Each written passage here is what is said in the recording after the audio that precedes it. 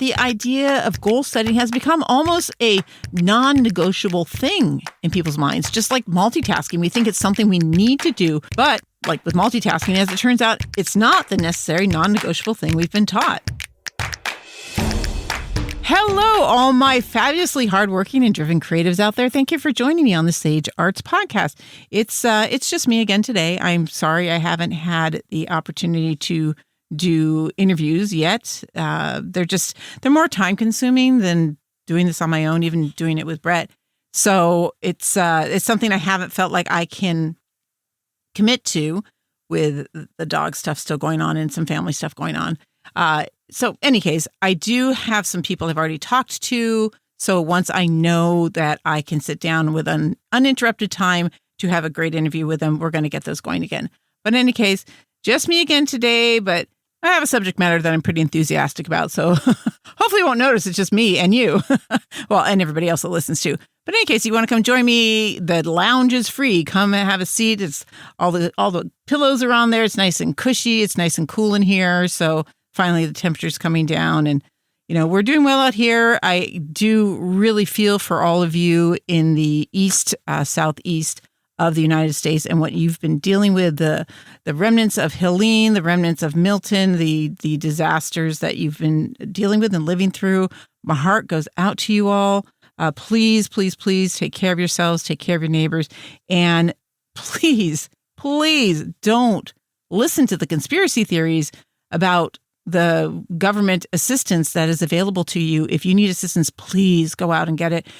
These crazy stories that you're hearing have no basis. And I can absolutely prove firsthand, more or less firsthand, these things are not true.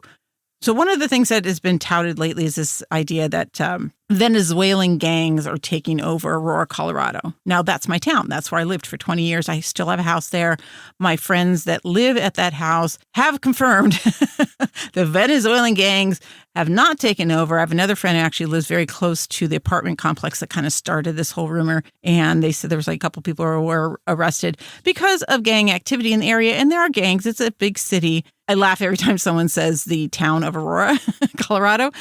It is huge. It is not a town. At one point when I lived there, it was listed as the fourth largest metropolitan area in the United States. It takes 45 minutes to drive from one corner of Aurora to the other. It is ginormous space-wise. But in any case, there's nothing going on there. The stories are just being made up for political purposes. And a lot of these conspiracy theories around the help that is available to you down in Florida and Georgia and North Carolina, they're not true. There is help. Please go get help. Please be part of the solutions down there. Please be part of the healing and the reconstruction and just help each other out. In any case, I just felt like I had to say something because it's driving me crazy. I'm not here to push you politically if you're a U.S. citizen and you're still trying to figure out who to vote for. I'm just telling you that a lot of the stories coming out of these crazy extreme folks, just don't listen to them. If you hear something and it worries you, please do research. Please find out what the truth is, and then vote accordingly to what it is that you need. So I just had to say that because it's like, Aurora is not being overrun by Venezuelan gangs. And I know this for a fact. And so it's just one of the many things that we're dealing with out here. It's been a rough couple months for a lot of people. So take care of each other, even if you're not down in those disaster areas, dealing with all the chaos down there. We all need to take care of each other. We all need to support each other. We need to come together and help each other out. And times are tough for a lot of people. So be there for each other, And then as far as me and my stuff, I don't have anything major going on, but I do have a lot of interruptions still. So that's why last week, after I thought I was starting back on a weekly production schedule, I ended up having to skip last week. So I decided I just got to stop stressing out trying to get this done because it's still going to be a problem. And now I have to do a bit of traveling, and some of it may be last minute because I have some family things that I may have to attend to. But in any case, if you got the newsletters last week, then things haven't eased up enough here for me to get this out every week with any level of quality that I feel good about. And then doing this weekly has also meant that I haven't been doing my own work. So haven't had a lot of time to attend to my own artistic creative needs as well. So it seems a little unbalanced if I only have time to talk to you about these kinds of things and push you to give yourself that creative time that you need, but then I don't do it. So I'm, trying to strike a balance in what I'm doing here. And I figured we're all going into usually a busy season. The holidays are coming up and getting houses ready for winter and all that kind of stuff. So it's going to be every other week. I might sneak in a little something here and there because I do actually miss doing this every week, but I've got to be realistic about what I can do. And I am really super excited about what I'm working on artistically right now. So I do want to have time for that.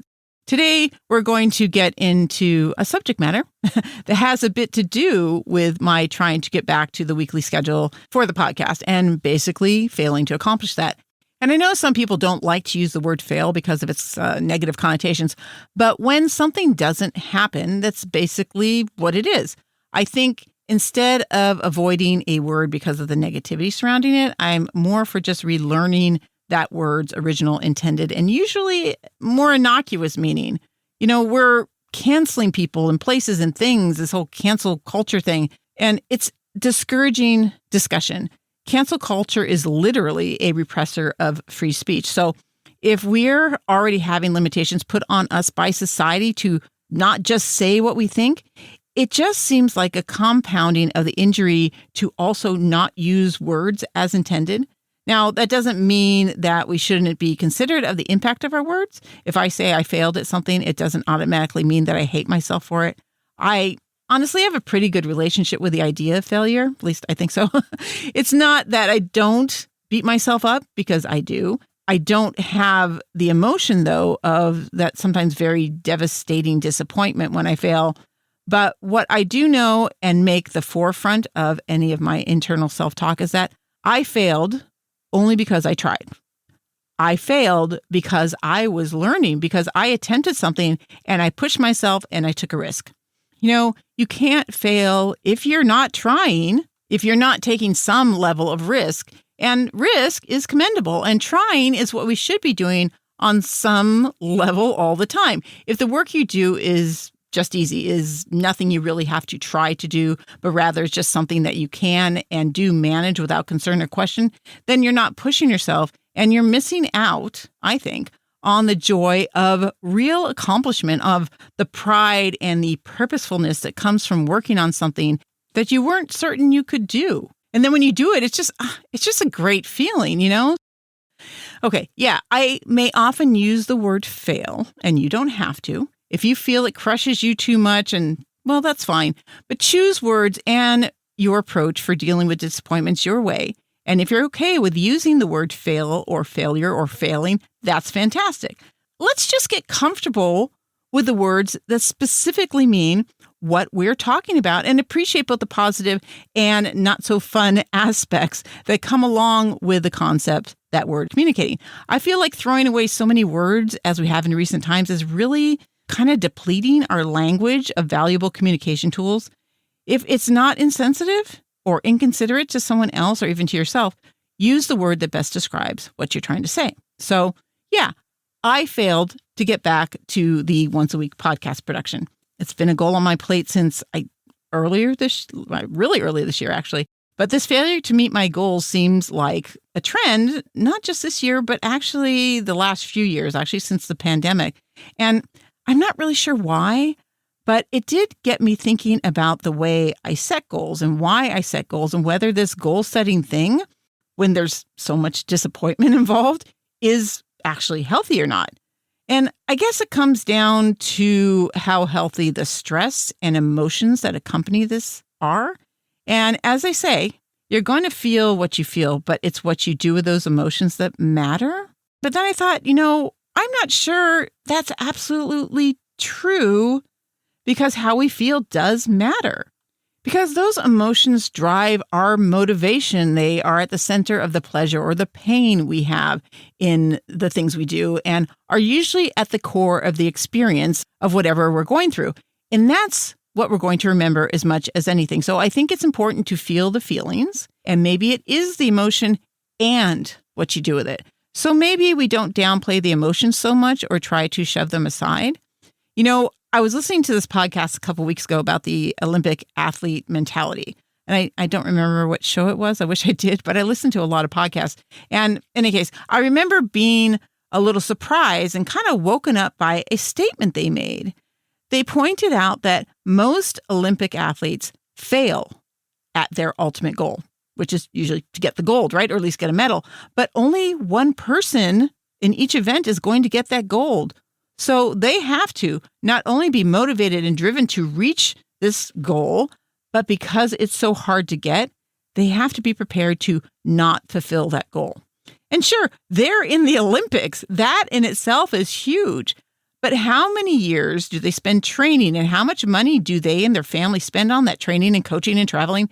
If you knew that you were not going to get that medal, would you go through everything that they go through anyways?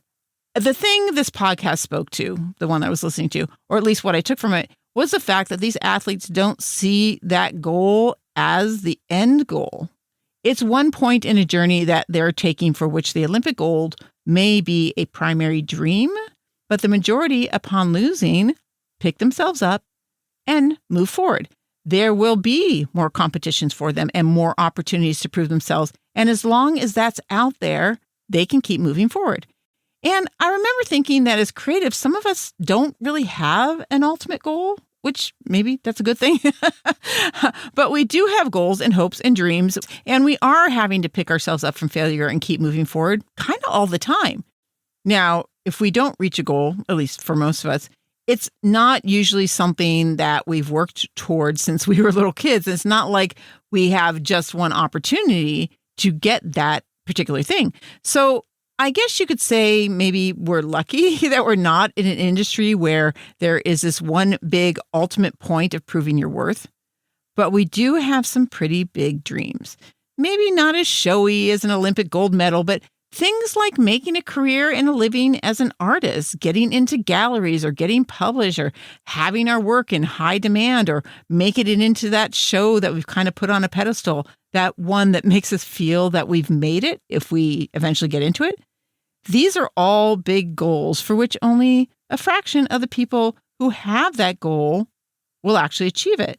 Now, I hope you won't take away from that these things are really hard and maybe you shouldn't try it, because that's not true. It's not that dark and dreary an outlook. It's not pointless or impossible, not at all. And the fact is, there are so many different goals and dreams that we have as creatives. So many, usually, for me, for sure, that we could probably set up a new one at least once a week for the rest of our lives. So, who cares if maybe only 15% of applications get into the Smithsonian Art Show, or maybe 10% of artists ever get gallery representation or whatever. I don't know the actual numbers. I'm just throwing some random numbers out there, but I know those who succeed are a fraction of those who try. And there's a much, much, much smaller fraction of success for those who dream of it, but don't work towards it. I know. It seems like it should be zero if you don't work towards it, but you kind of have to leave room for those who get things by chance through some lucky confluence of circumstances or whatever. But this all illustrates the fact that those who set out and try to reach a particular goal are so many more times likely to get what they're after than the people who just think of it, dream of it, talk about it, and don't take it any further. Now, I know none of this is news to you. We all know this. But knowing and acting are kind of two different things. So before I get further into the pros and cons of goal setting and why sometimes you want to set aside a goal and how you deal with failure and all this, let's talk about the purpose and, I like to say, the magic. Because yes, I think it's magic, this goal setting, because these are like thoughts that are turned into action, that are turned into actuality. And that's what goal setting can be. Because I know a lot of you understand and appreciate the idea of goal setting, but you probably don't set goals and act on them in a conscious and determined manner. I mean, most of us are dreamers, and sometimes we get caught up in the dream, but turning a dream into action and that action into reality is a journey, and often a scary one and a risky one. So it's no wonder a fair number of people don't get past the dreaming stage. Now, maybe I'm wrong. Maybe that's not a lot of you listening. I mean, you're interested in the kind of things we talk about that can help improve your work and your enjoyment and your motivation. So you may be of the ilk of artists who do set goals and chase them in a conscious and determined manner. But having been a creative coach, I dealt with a lot of people who set goals, often under my guidance, or at least my watch, who never made them the priority they needed to be in order for them to have a chance, in order for their dreams to have a chance. And I mean, they even had accountability with me, but other things would come up and they would prioritize those things in their life. And sometimes they absolutely needed to do that. But many of them would get to a point where they would realize, hey, I'm not actually working towards these goals. And that's often when the coaching relationship ended. And sometimes that's when their creative career or dreams ended. I don't know if it was primarily out of embarrassment or just realizing that I wasn't giving them the magic pill that they wanted to make things happen for them that caused this. But, I mean, I had a lot of clients who did chase goals and the relationship ended because they were busy chasing their goals, which is absolutely fantastic and was often the focus of what I was doing with them. So I guess the question is, are you the kind of artist that sets goals and chases them, or are you a person who just prefers to dream and enjoy the process of making art? And I'm not judging you if goals aren't your thing. I don't think it's wrong not to have goals, not in the way that it's been set out, not in the specific stated goals with time frame and written steps and all that kind of thing. And that's a big part of what we're going to be talking about. Because in reality, we all have goals, even if we don't recognize them as goals. And you don't need to do some formal goal-setting thing, especially if you are moving forward in the direction and within a time frame that works for you and all on your own steam. Because goals can take many forms, and we'll talk about that in a moment. But I think maybe we need to define what goals and goal setting actually is. So basically, a goal is anything that you look towards achieving. It's really as simple as that. So right now, I'll take my silly little goal of the moment. I have this goal of making graduated color swatches of all my colored pencils. And no, I'm not going to get a medal at the end of doing that. But the point of me doing it is to become familiar with what I have, practice the application of colored pencils because I haven't done it in ages, and to have samples with which to plan out my drawings. Because looking at the lead color, first of all, it's not a good way to judge the color of the pencil. And that's true with a lot of art materials, a lot of paints as well. And I'm also doing it because it's something that I can do easily when I just have a few minutes. So I do a little bit every day, and it's very zen. It requires some mental engagement, but it feels more like meditation to me, to be honest.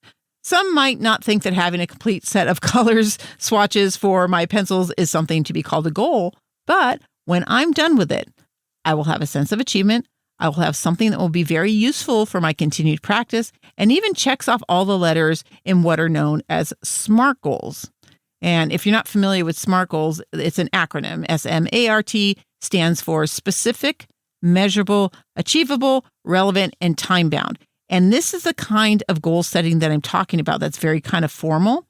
It has its purpose, it has its place, and it's good to know about it. And it's good to be aware of all the aspects that it's trying to address, but you don't have to do something so formal. And I don't think it is the way to define a goal. But when you are consciously setting up a goal, I think it's good to see if you have the things that SMART stands for in your goal, and you can quickly go through them. And it's helpful to realize that setting a viable goal might take more than saying you're going to do something and maybe writing it down and giving yourself a deadline. It is a little bit more involved if you want to be successful. And again, it doesn't have to be formal. And I don't actually agree with everything in the SMART acronym list. But let's go through them because I think they are actually helpful to focus on what is needed in a goal, whether it's formal or not. So starting with the S, specific.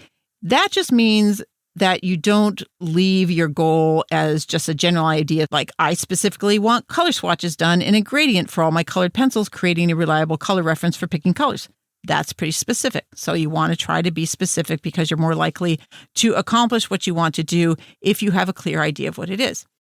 The M stands for measurable, and that just means that you have a way to judge that you're making progress. So the colored pencil project is easy because I can see the swatches getting filled out, and once they're all filled in, I know the goal has been achieved, right?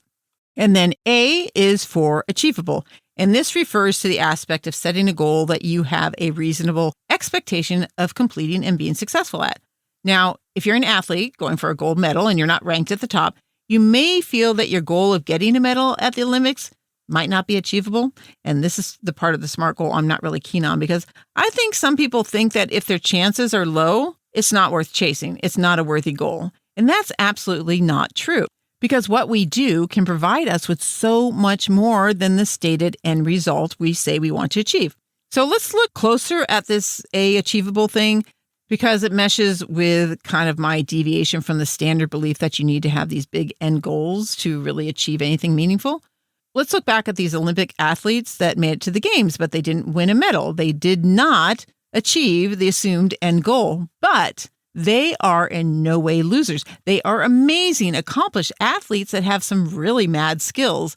And if you don't make it, into that big show or get gallery representation or get a big illustration gig or win that photography contest, you may not have achieved that big end goal, but the work itself to try to reach that is not just commendable. It's a big part of what chasing that dream is about. The work itself is an education for you on what you can do, on how you handle the ups and downs of your artistic achievements. And you end up with this amazing experience of chasing something big, of taking a chance, of being one of the people who tried. I think you take the achievable aspect of these supposed rules of goal setting not as a judgment of statistical possibility, but simply that you have a chance at all. And maybe more importantly, that you can do the work that moves you towards the goal. So measure whether you can do the work, not whether you think the goal is achievable. Because for one, if you can do the work, then the goal is theoretically achievable. And if you don't reach the intended end goal, you still achieved interim and milestone goals of attaining educational or refining experiences that enhance your skills and knowledge through doing the work. So for instance, if I didn't finish all my swatch charts for my colored pencils for whatever reason, I will still have gained practice and skill in applying colored pencil and learning to create smooth gradations of color, as well as becoming familiar with the pencils that I own and their characteristics and the look of the colors and how I work with them. The fact is, we aren't going to hit every goal, right? And may I suggest that if you are hitting every goal, that you might not be setting them as high as you could? And, do you? If you just want easy stuff, that's fine. It's fine if it makes you happy. But maybe push it a little bit because, oh my gosh, achieving something that seemed hard and impossible, it's such a high. It's such a great feeling. But yeah, I'm just saying it's something to think about. Anyways, back to our originally scheduled programming. I think the most important part of setting goals is giving yourself something to strive for, something to work on, something to experience, and something to learn from. I'm not saying this is all preferable to actually hitting your end goal, but if you realize a big part of goal setting isn't about hitting the goal, but rather attempting to hit that goal, not only will you get more out of that journey, but reaching it will be even sweeter. And if you don't hit that goal, you're going to be ready to bounce right back from any disappointment you do encounter because, you still have more at the end of that experience than you did at the beginning, right? Okay, let's move on to the R of SMART. That is to make it relevant. Now, there are probably a few different words, I think, that would have been better than relevant, but it fits the acronym. The relevance factor is about judging whether the goal is useful to you. So you ask yourself if reaching this goal accomplishes something meaningful, and will it move you forward into either bigger and better things or work as a bridge into the next thing you'd like to do? The relevant category it's an opportunity to ask yourself if what you propose to do is worthwhile. And I think that's a two-part question, really. Is it worthwhile and why? It's a chance to stop and think about and recognize what the end goal and the work itself, the work to get to that goal, will do for you. Will they open up more doors, get you bigger sales, allow you to network the kind of contact you've been unable to reach up to this point? Or do you just think that's the next thing you're supposed to do? I think that when you set a goal, the why of it should be at the top of your list. So you write down what the goal is, and you also write why this goal is important. Because the things that you put down to answer that question, the why question, should probably address like long-term overriding goals, don't you think? Don't you think any goal that you're after is going to be part of a bigger picture? Anything that you do as an artist is going to affect your whole life. It can affect how joyful you feel in your life. It takes up time. It takes time away from other things potentially. And so if the goals that you have aren't feeding the kind of bigger picture of how you want your life to be, then it may not be a goal that you want to be after. So answering that why will help you identify that. For example, if your goal is to get your work published in a magazine, what is that going to do for you? Is it going to help with sales? Probably not if you're just selling artwork, but if you sell books or tutorials or tools and that kind of thing, it could help your sales with that. Or if you're interested in teaching gigs or want to do more magazine articles, that could do that for you. That's quite possible. But if bigger art sales is what you're after, maybe this is not where you put your time and energy. Maybe put your time and energy into getting bigger shows with bigger markets and that kind of thing. So use the relevance factor as a way of analyzing your goal in terms of the big picture of what you want it to do for you and your art career and your life. Okay. So then to one that is kind of, very standard and very important, and that's the T, the last letter. That stands for time, because that last factor is really important. Most of us, at least most of the people I talk to, do better when they have a deadline, when they have some kind of time frame to work in. I mean, we're artists, we're easily distracted. We can mess around with our work forever and ever and ever. And so when we have a deadline to reach, we tend to rein it in and get focused. So I'm big on having time frames for the things we want to accomplish. I'm also big on telling somebody else about my deadline, because if I'm the only one who knows, I'm not going to feel any real pressure to meet it. So if you really want to accomplish something and it doesn't itself have an inherent deadline, like when you need to apply to a show or submit your work to a contest, and they give you deadlines, of course, set some deadlines. Ideally, set several. Try to break up what you're going to do into smaller bits, especially if it's a really big project or a really big, scary goal. If you break it up into smaller bits and you set timeframes on those, you're more likely to hit those series of small deadlines than to aim for one big and final deadline. Because that's hard. And some days you feel like, oh my gosh, it's going to take forever and it's so far away. But when you're saying, I just want to do this one thing. So for instance, you want to open your first online shop. You set up a deadline for researching your best shop options, and you figure out, if you're going to be on Etsy or Facebook or have your own website. And once you know that, you know what's involved, you make a list. And for each item you have to do on that list, you set a timeline with all the little deadlines for each of these needed tasks. And then, may I recommend that once you've done that, add about 20 to 50% of the time you think it's going to take to what you actually have down there. Stretch it out, because things always take longer than you think they're going to take. And then when you have a realistic timeline, put a date your shop will open on your calendar. That's something that you can look forward to. And once you have those all down, your list, your calendar, whatever it is, post it somewhere where you can see it every day. And then tell your person, whoever your person is. My person's Brett. So I would tell Brett, I plan on doing this. And then I have to stick to those deadlines because they know. Not that Brett gives me a hard time if I don't meet a deadline. In fact, it's usually the other way around. But just, you want to be able to approach it like you were doing something for a paying client, like there is some stakes in the game for you. So you tell somebody, and you're going to feel like there are some stakes. So as long as you keep to your schedule, you will have a shop on that day that you have on your calendar. Now, if something happens and you get thrown off, it's okay to go ahead and you reset your calendar. But be the Olympic athlete who maybe doesn't win every race in the Olympics, but just gets up when they don't hit one and they look forward to the next race. In your case, you look forward to redoing that deadline that you needed and going on to the next thing and eventually hitting that long-range goal, right? So there you have it. Those SMART goals are the factors that a bunch of business guys put together back in the 80s. And as I mentioned, it could use a little tweaking, but it does get you thinking about all the different things that do matter when it comes to setting a goal or just trying to achieve a dream, however you want to phrase it. The biggest problem I have with all of this, that we just talked about is that the idea of goal setting has become almost a non-negotiable thing in people's minds. Just like multitasking, we think it's something we need to do. But like with multitasking, as it turns out, it's not the necessary non-negotiable thing we've been taught. Like multitasking, we don't actually ever multitask. The brain actually can't do it. And it's been proven many times over that you aren't efficient multitasking either. Most of the time, you're less efficient because your brain isn't able to just focus and get into flow. And as artists, we know how important flow is. Now, why do I say it feels like such a requirement? Especially this very particular idea of goal setting, that you can't get anywhere without it, that you must always have these big dreams that you're chasing. I think it's pushed to the point where sometimes the way I hear people talk about it, it's like goal setting itself becomes the objective instead of the objective that's actually the end goal that you're after.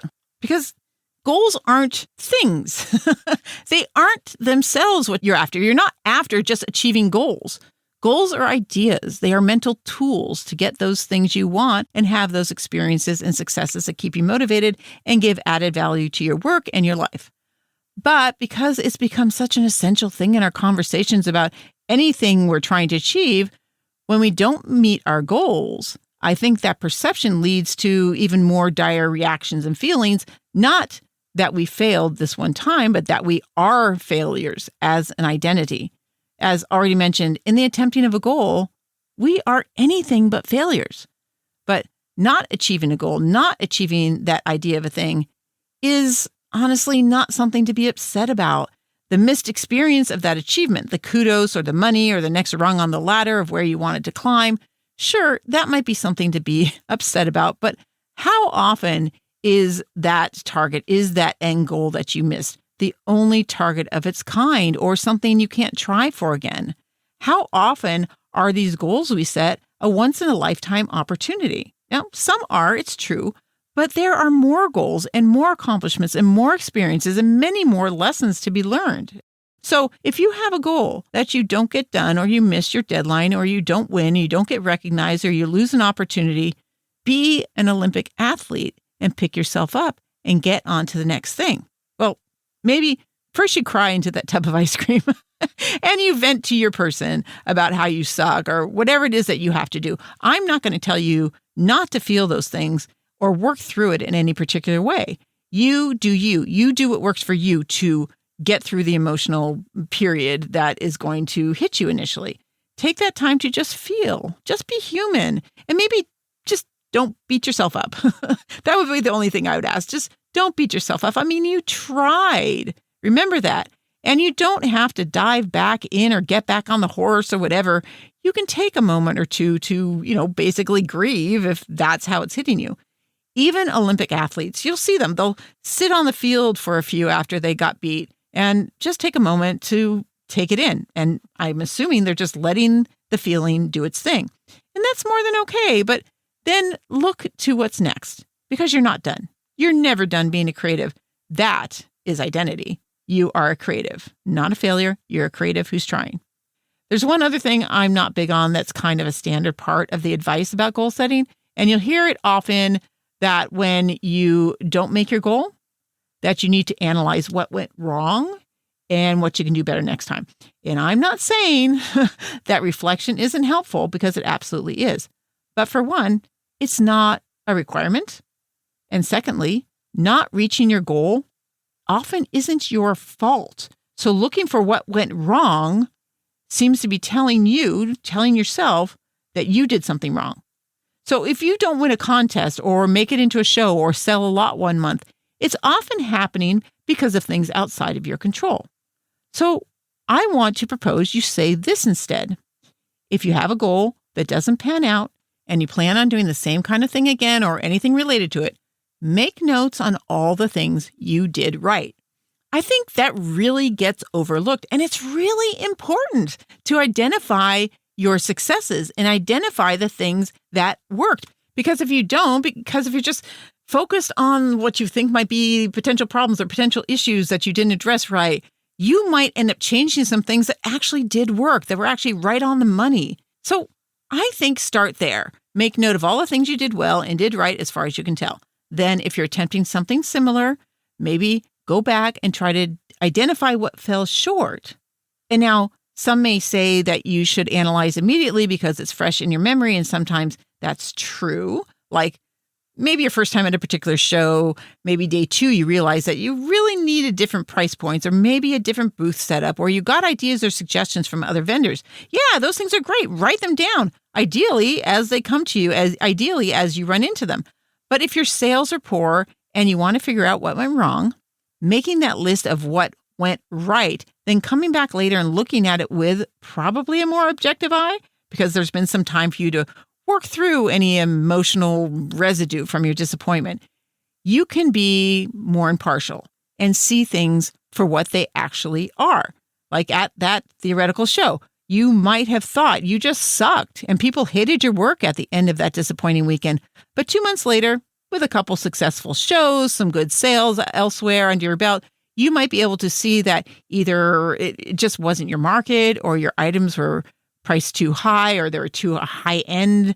And if you want to do that show again, you think, okay, yeah, I have to pull back and have more of the fun stuff and the lower price points or whatever it is.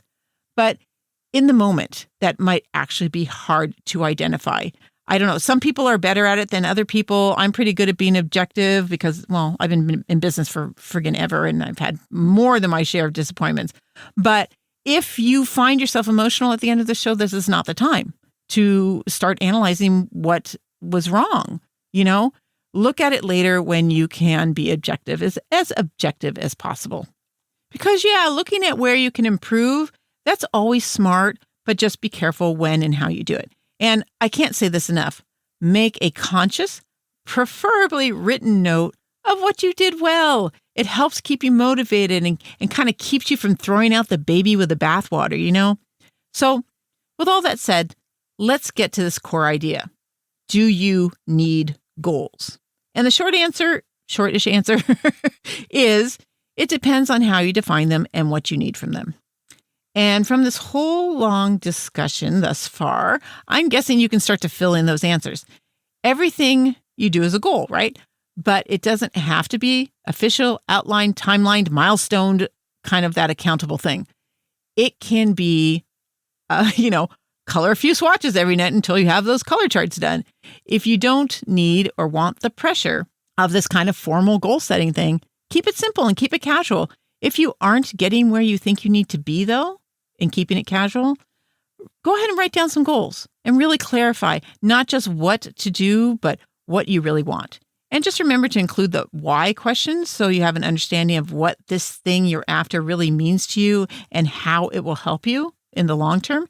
This is especially important in identifying when you're aiming for something because you think it's what you should do versus it feeding your unique needs and overriding goals. So it's sometimes hard because we've heard it over and over again, like you make art, then you must sell. You don't have to sell.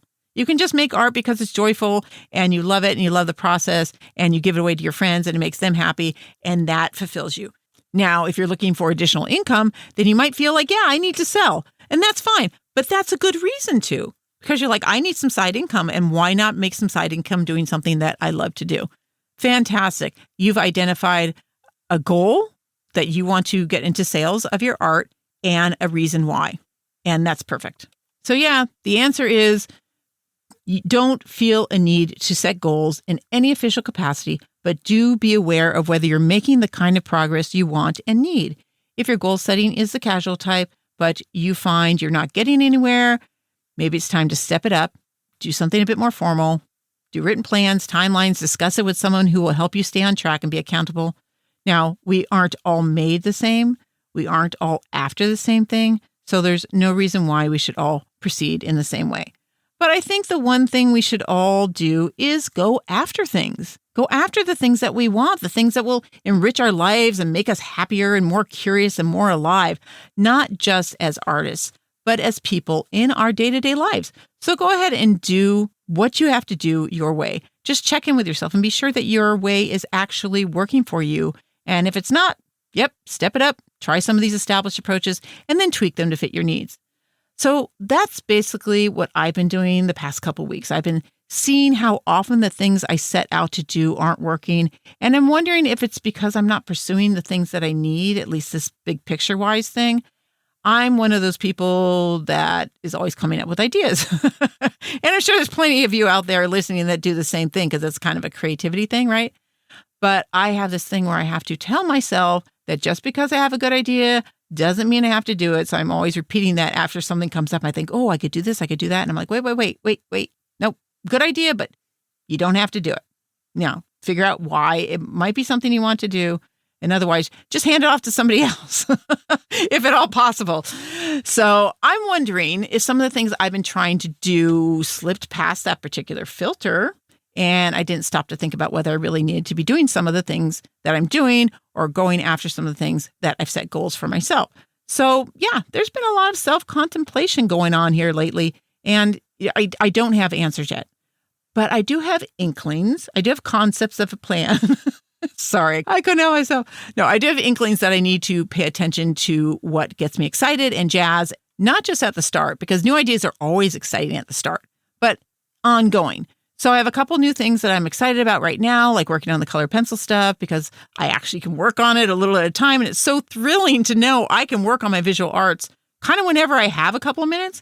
But I got to let it play out and see if my ideas about where I could go with it are worth setting some kind of long range goals for. Because it might just be that in this moment, it does allow me to do something creative while my life is still crazy and disjointed and constantly interrupted. But when it settles, maybe I want to go back to those more complex projects that require big chunks of time. I don't know yet. But what I do know is that right now, I don't want to set a goal. Not big goals, not where will I be in 5-year goals.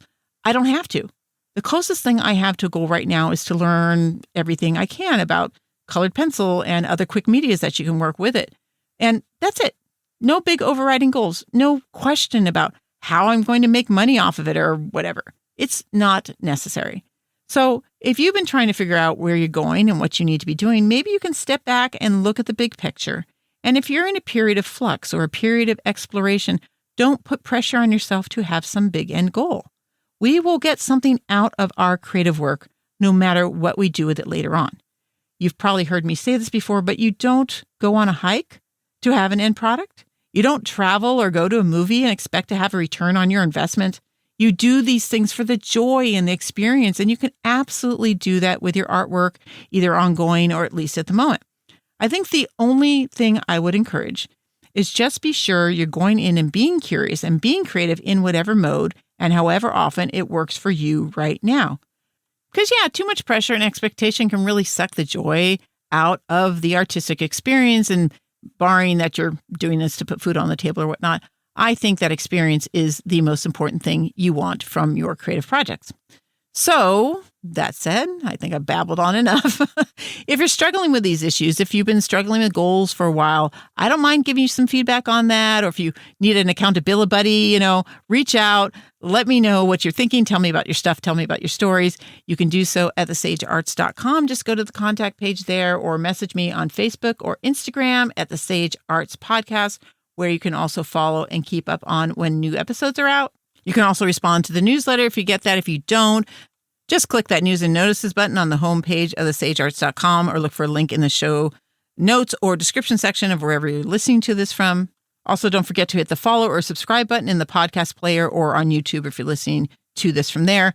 That will also help keep you in the loop and helps push us up the search engine so more people can find us and be part of this conversation.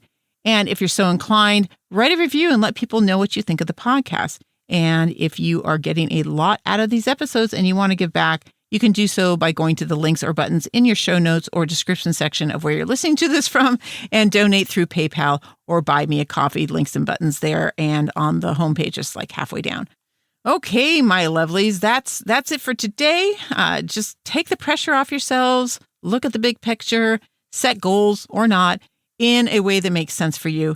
And if you don't hit a goal, if you fail in any manner, feel your feelings, do what you got to do, then pick yourself up and find that next great thing to chase. There's always another great thing out there to put your energy and creativity into. So, go out there and have new experiences so you can feed that muse and find that next great thing. And along the way, stay true to your weirdness. And then join me again next time on the Sage Arts Podcast.